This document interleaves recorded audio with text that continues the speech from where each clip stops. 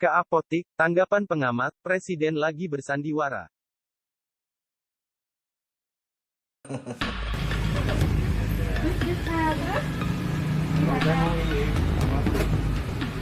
Mau cari obat tamifir. Obat tamifir sudah kosong, Pak. Nggak ada? Nggak ada.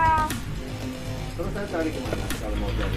Nah, dari Sudah berapa hari? Nggak ada. kalau obat tamifir itu, kalau yang generik sudah lama, Pak.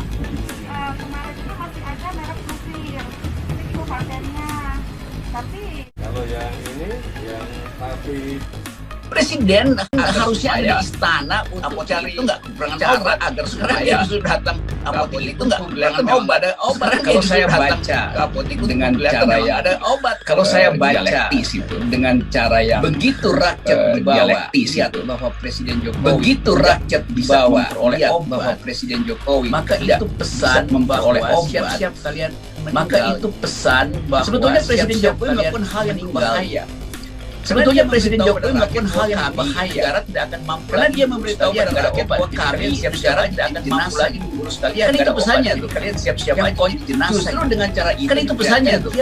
Yang konyolnya itu Basar mestinya dia cari apotek yang ada obat. Justru dengan cara itu rakyat kan dia tidak jangan khawatir pemerintah. Mestinya dia cari apotek yang ada obat. Pemerintah tidak bilang pada rakyat pesannya. Jangan cara melihat pemerintah menyediakan tahu bahwa presiden melihat pemerintah tidak bisa sederhana. Jadi kalian siap-siap. Tapi ternyata bukan itu pesan yang ditangkap. Karena banyak orang yang menunggu obat. Dan kan begitu kan cara melihatnya obat. Jadi kita tahu bahwa presiden mau mencitrakan sesuatu. Jadi begitu sederhana kebijakan yang. Tapi ternyata bukan itu pesan yang ditangkap. Karena banyak orang yang menunggu obat dan terjadilah ya kalau obat. Ya memang Indonesia intinya begitu. Pesan itu mudah. Jadi begitulah kebijakan yang dulu. Jadi itu peristiwa dengan pencitraan yang kecerdasan. Bahkan untuk terjadilah pencitraan ya memang Indonesia datang untuk sekedar bilang mudah Indonesia karena kelihatannya bukan asal pesimis lalu jadi itu peristiwa turun ini nggak ada semacam istilahnya asal itu memang nggak ada pencitraan bahkan untuk obat psikologi rakyat datang untuk sekedar memberitahu rakyat kepada rakyat nggak ada obatnya kosong itu kan pesan yang justru memperlemah daya tahan rakyat karena rakyat hanya frustrasi pesimis lalu imunitasnya turun jadi memang istilahnya otaknya itu memang nggak ada bahkan untuk obat psikologi rakyat pun dia nggak mampu dia justru Presiden Joko Widodo atau Jokowi terlihat bermain sandiwara saat membeli obat COVID-19 di apotik pinggir jalan Kota Bogor, Jawa Barat. Dari gaya pelan toko obat itu melayani mudah dibaca sebagai settingan. Apalagi dia tahu itu direkam dari depan dan belakang hebat-hebatnya. Presiden Jokowi membeli obat di apotik pinggir jalan. Kesimpulannya adegan itu bohong-bohongan pencitraan presiden yang sedang bermain sandiwara. Karena hati politik dan kebangsaan M. Rizal Fadilah kepada Presiden Joko Widodo atau Jokowi.com terlihat bermain sandiwara saat membeli obat COVID-19 di apotik pinggir jalan Kota Bogor, Jawa Barat. Dari gaya pelan toko obat itu melayani mudah dibaca sebagai settingan. Sempat presiden dia tahu itu direkam dari depan dan belakang hebat-hebat drama tersebut pasti tidak akan sampai pada obat di apotik pinggir jalan. Lalu kepada siapa presiden sebenarnya adegan itu bohong-bohongan kepada menteri atau presiden yang sedang bermain sandiwara atau apotik politik dan atau mungkin kepada rakyat semesta kepada www.suaranasional.com. Kata Rizal, seharusnya presiden tak perlu drama seperti itu. Jika ada informasi tentang kelangkaan mengerikan dan menyedihkan sekali di tengah serius-seriusnya penanganan pandemi COVID-19 yang telah banyak membawa korban meninggal mengatasi dengan sebaik-baiknya presiden bermain sandiwara pembelian obat hanya membuktikan drama tersebut pasti tidak akan profesional atau amatir dalam mengelola. Lalu kepada siapa presiden sedang mengarahkan pesan? Memuji akan mengajukan menteri atau industri farmasi, tetapi mengkritik atau apotek atau mungkin kepada rakyat semesta kontroversi dan sesungguhnya tidak Rizal seharusnya presiden tak perlu drama seperti itu.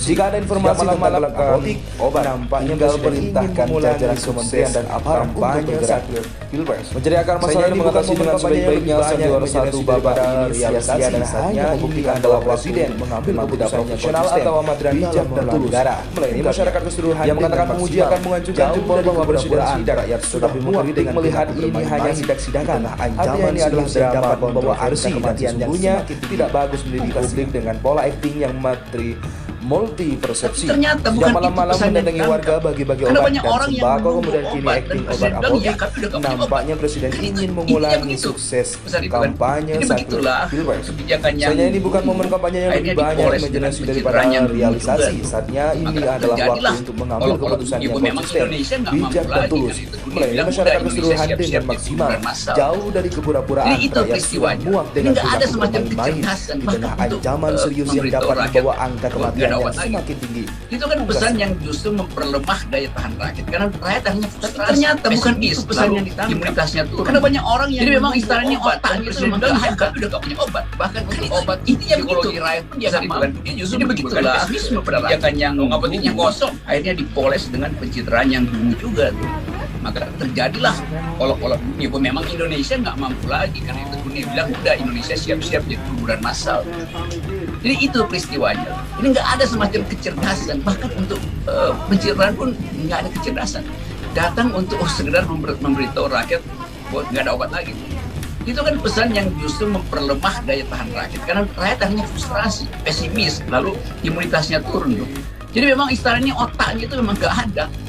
Bahkan untuk obat psikologi rakyat pun dia nggak mampu. Dia justru menimbulkan pesimisme pada rakyat. Kalau apoteknya kosong.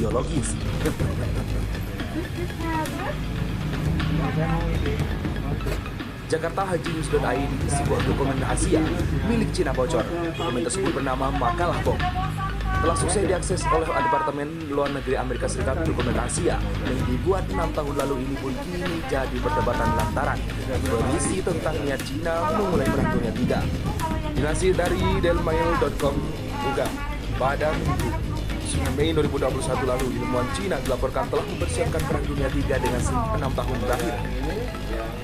Bukti terbaru bahwa Beijing mempertimbangkan potensi militer dari virus corona SARS. Dokumen rahasia bocor terungkap rencana Cina mulai Perang Dunia III dengan senjata biologis. Pejabat masih percaya bahwa virus itu lolos dari laboratorium Cina. Dokumen yang di Cina dan pejabat kesehatan yang sebuah dokumen rahasia milik Cina bocor. Dokumen tersebut bernama Makalah Bom, penyakit untuk membuat sukses diakses oleh Departemen Luar Negeri Amerika Serikat. Dokumen rahasia yang dibuat 6 tahun lalu ini. Para penulis dokumen tersebut bersikeras bahwa Perang Dunia III akan berisi tentang niat Cina memulai Perang Dunia III. Perang sebelumnya yang masih dari dailymail.com dan juga.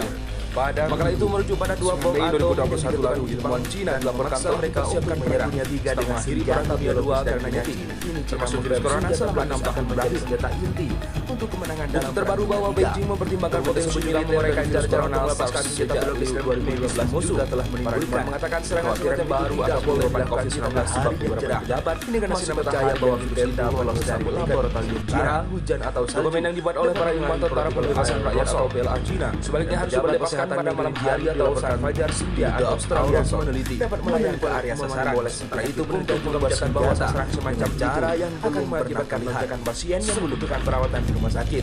Para penulis dokumen tersebut juga bahwa Perang Dunia III akan bersifat biologis. Ini menimbulkan kekhawatiran besar tentang perang sebelumnya yang di Amerika digambarkan sebagai perang kimia dan anggota parlemen Tom.